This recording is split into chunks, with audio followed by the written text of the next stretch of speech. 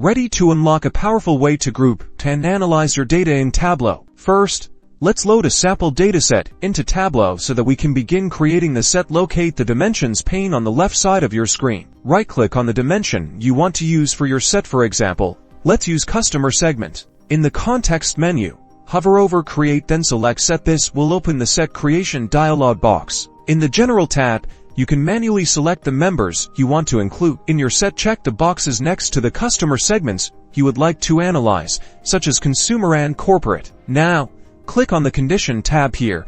You can define a condition based on a formula. For instance, we can filter based on sum of sales being greater than $100,000. Switch over to the Top tab. This allows you to create a set of the top or bottom end members based on a field, for example, the top 10 customers by sales. After configuring your set, click OK. The new set appears in the Dimensions pane. Drag it onto the rows or columns shelf, or directly into the visualization as a filter. And that's it.